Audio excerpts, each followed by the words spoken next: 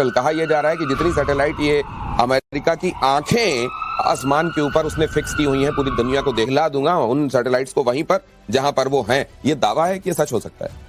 एक दावा तो आया है चाइना का, जो लगता है वो उन्होंने एक barium gallium selenide, if I am not mistaken, ये इसका क्रिस्टल बनाया। इस क्रिस्टल की खास बात यह है कि इसका रिफ्रैक्टिव इंडेक्स इतना है कि ये बेंड ज्यादा कर सकता है। गजब क्रिस्टल बनाता है सर। एक वो अजीनोमोटो बनाया इसने, अजीनोमोटो भी है इसी का बनाया हुआ है, मोनोसोडियम ग्लूटामेट। आपकी जुबान पे अगर वो चढ़ जाए तो आपको कोई दूसरा स्वाद अच्छा लगना बंद हो जाएगा। तो इस क्रिस्टल से ये होगा, ये लेजर बीम को बहुत कंसंट्रेट कर सकता है अगर ये बना लिया है। देखिए हम लोग ब्रोशूर की बात करते हैं हमेशा चाइना के संदर्भ में कि ब्रोशूर ऐसा रहता है कि देख के आपके पैर थरथरा जाए, लेकिन बाद में निकलता नहीं मामला। तो अगर ये बना लिया है, जो कि संभावना है, तो लेजर गन्स दूर तक मार करने वाली हाई पावर्ड बन सकती है, एंटी सैटेलाइट में काम आ सकती हैं। लेकिन आपसे मैं एक बात बताऊंगा, जो आपने मून वाली बात बताई, चांद पे पहुंचे हैं, वो हमारा जो एग्रीमेंट है, आउटर स्पेस ट्रीटी जो है, वो उसके खिलाफ है, उसके बिल्कुल खिलाफ है। लेकिन आजकल देखिए अमेरिका किसी भी ट्रीटी को नहीं मान रहा है। सर, चाहे वो मैं तो ये मानता हूं कि असल में इस दुनिया में मजबूत और शक्तिशाली होने का प्रमाण एक और है, हाँ। कि कौन साझा किए हुए जो ट्रीटी हैं, एक दूसरे से मुआहदे हैं, कौन उनको फाड़ के डस्टबिन में डाल देता है, वो उतना ताकत। ये वैसा ही है जैसे राहुल चाइना यही कर दिया था ना, हाँ? चाइना यही कर रहा है। रशिया कई बार ये कहता है कि अगर ऐसा करोगे तो फिर तुमको, और अमेरिका तो खैर ये कर ही रहा है। तो ये क्या दुनिया में ताकतवर होने की एक नकारात्मक होड़ भी चल पड़ी है, और इसी का ये प्रदर्शन है कि आप जाके चांद में न्यूक्लियर रिएक्टर लगाएं अगेंस्ट द ट्रीटी। और क्या इसी तरह के कदमों की वजह से कहा जाता है कि ह्यूमन रेस जितनी बुद्धिमान है, कई बार उसकी बुद्धिमानी लिमिट से ज्यादा है, हद से ज्यादा है। वो ये कहती है कि बाल्टी भर दो, और जब बाल्टी भर जाए तो उसको पलटा के कहती है कि जो पेंदी वाली जगह है ना वो भी भर दो, और उसमें जो बाल्टी वाला है वो नीचे गिर जाता है। रूस को लेकर यूक्रेन का बहुत बड़ा दावा, अंतरिक्ष में न्यूक्लियर वेपन तैनात करने की योजना में है रूस, बड़ी तैयारी में है रूसी एरोस्पेस फोर्सेस। मतलब ये जो वाकई स्पेस वॉर वाली जो बात कही जा रही है कि धरती को तो छोड़ा नहीं लगता है।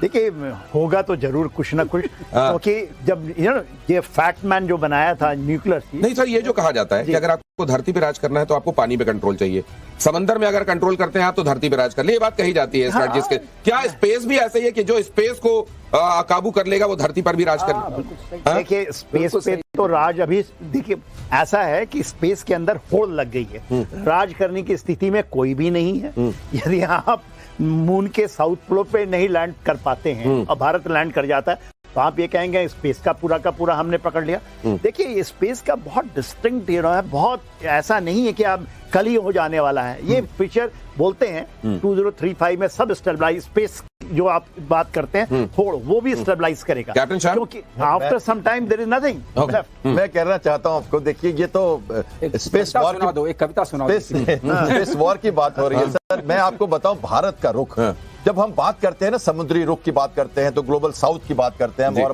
ग्लोबल साउथ का अपना लीडर मानते हैं, तो हमने भी चांद पे साउथ में लैंडिंग की है। और हम जो ये कहना चाहते हैं कि हम अभी सभ्यता, अभी देखो कॉन्फ्रेंस हुआ था पूरे वर्ल्ड का, इतने सारे एस्ट्रोनॉट आए, उसमें राकेश शर्मा जी भी थे, दिल्ली में हमने कॉन्फ्रेंस किया, सारे लोग उसमें जुटे थे, इसी साल की बात कर रहा हूं मैं। और हमने ये कहा कि कोलैबोरेशंस करो, आप सैटेलाइट की कम्युनिकेशंस है, वेदर रिपोर्टिंग है, सिचुएशनल अवेयरनेस है, मौसम की जानकारी है, सर्च एंड रेस्क्यू, जो HADR मिशंस हैं, जो ये सब की बातें हैं उनको करो, स्पेस में जाओ, एक दूसरे से मिलो। हमने डॉकिंग कर ली, हम चंद्रयान हम जा रहे हैं, हम अपने स्पेस में मानव को लेके भी जा रहे हैं, और हम सभ्यता के साथ जा रहे हैं।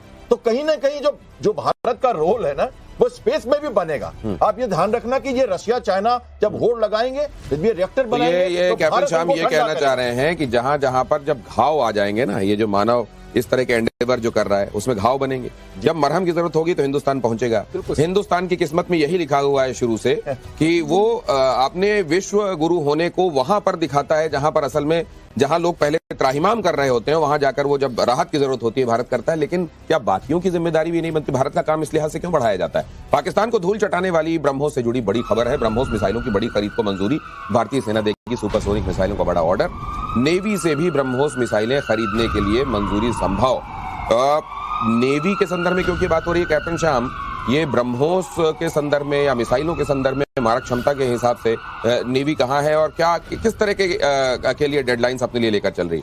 देखिए, जब आप बात करते हैं ब्रह्मोस की, तो सबसे पहले ब्रह्मोस को नेवल शिप्स में फिट किया गया था आज से 25 साल पहले। पहली जो तैयारी हुई थी ब्रह्मोस की, इसका स्टार्टअप ही नेवी ने किया था और बहुत आगे है नेवी इस क्षेत्र में सरफेस टू सरफेस मिसाइल्स के फायरिंग में। तो उस हिसाब से हमने इनको 90s से शुरू किया था डेवलप करना, 2000 तक आते आते हमने इनको सेट कर लिया था। आज के दिन में हमारे जितने भी इंडिजिनस मिसाइल जो हमारे प्लेटफॉर्म है, डिस्ट्रॉयर्स और फ्रिगेट्स हैं, सब में करीब करीब ब्रह्मोस लगे हुए हैं। और जो नई जो हमारी प्रोजेक्ट अल्फा 18 अल्फा के तहत जो न्यू जनरेशन डिस्ट्रॉयर्स आ रहे हैं, उसमें भी ब्रह्मोस लगे रहेंगे। एक एक शिप पे 16 से ज्यादा स्लॉट्स लगे हुए हैं। 16 ब्रह्मोस है, 7 से ज्यादा डिस्ट्रॉयर और 10 फ्रिगेट लेके सिंदूर में हम खड़े थे। सोच सकते हैं नंबर ऑफ मिसाइल, और ये बड़े बड़े मिसाइल्स हैं। ये एंटी शिप भी है और ये शोर पे भी, मतलब लैंड भी अटैक कर सकते हैं। तो फिलीपींस की बात आप करते हैं, फिलहाल आपको पता है मनीला में हमारी फ्लीट, ईस्टर्न फ्लीट पेट्रोल कर रही थी, तो वहां पर हमने उनको जाके अपना फायर पावर दिखाया।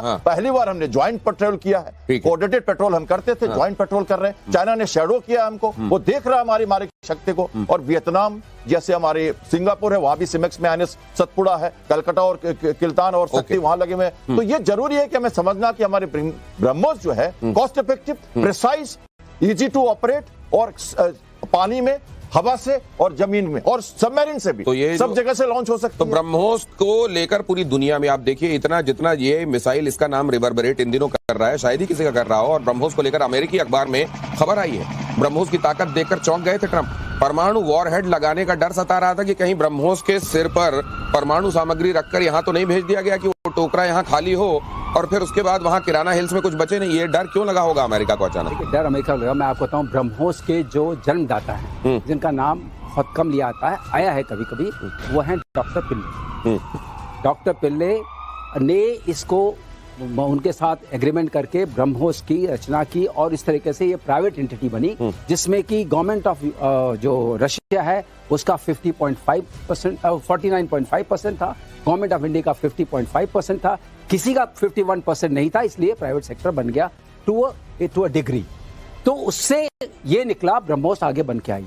ब्रह्मोस की खास बात क्या थी कि हमने एक और एग्रीमेंट साइन किया, जिसकी भी चर्चा बहुत नहीं हुई है, MTCR साइन किया, मिसाइल टेक्नोलॉजी कंट्रोल रेजिम। उससे पहले हम 300 किलोमीटर से ज्यादा वाली ब्रह्मोस नहीं बनाते, हम उसको 295 रखते थे। वो खुला, क्योंकि अगर आप MTCR साइन आपने नहीं किया है तो आप उससे ज्यादा बनाते हैं तो you are violating the international agreement. और ग्रोथ पाथ में अगर आप इंटरनेशनल एग्रीमेंट वायलेट करते हैं, India was on growth path, तो ये बहुत अपने आप में सैंक्शंस लाता है। तो ये समझ करके तो अब ब्रह्मोस जो बनी है, अब हर तरह से लैंड, सी, एयर, जैसे कैप्टन श्याम ने बताया, सी से शुरू किया, एयर का भी आ रहा है, लैंड का भी है।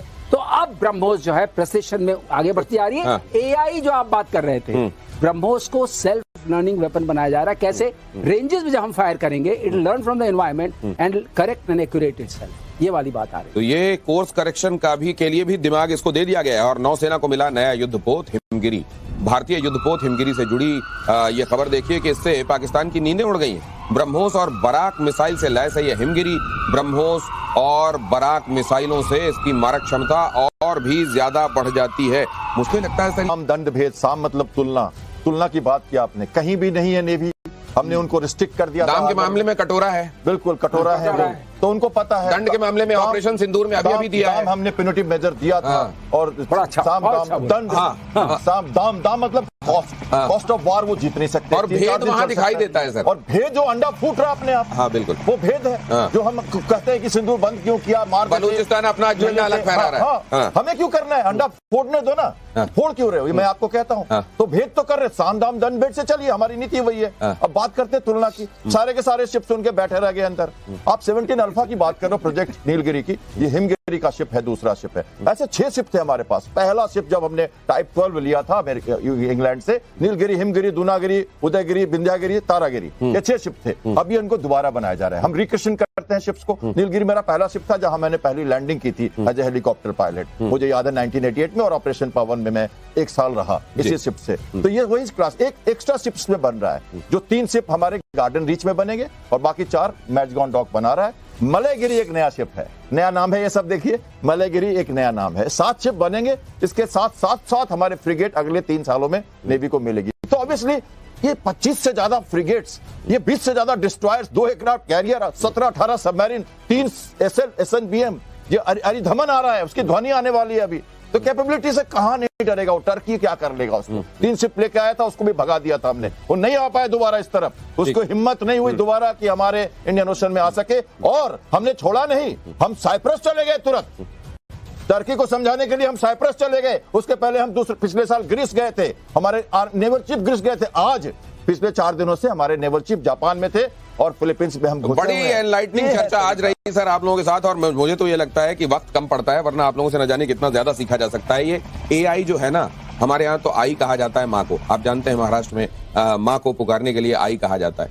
और वैसे आई तो कहा जाता है आई आई आई आजा, लेकिन ये आजा वहां तक रहना चाहिए कि इस होड़ में, एक दूसरे के ऊपर दबदबा बनाने की होड़ में कहीं ऐसा ना हो कि ह्यूमन रेस ही किसी दिन हाथ ऊपर करके खड़ी हो सरेंडर करके, और उधर कोई मशीन खड़ी हो कि अब सब कुछ अपना जो है वो हमें सौंप दो। ये नौबत भी नहीं आना चाहिए। आप लोगों का बहुत धन्यवाद मेरे साथ इस चर्चा में हिस्सा लेने के लिए, और बहुत ही सामान्य और बड़े साधारण और सरल शब्दों में हमको ये समझाने के लिए कि चैलेंजेस क्या हैं और उन चैलेंजेस के बीच में इंडिया खुद को कैसे इनेबल करता जा रहा है। आप सबसे विदा लेता हूं, नमस्कार।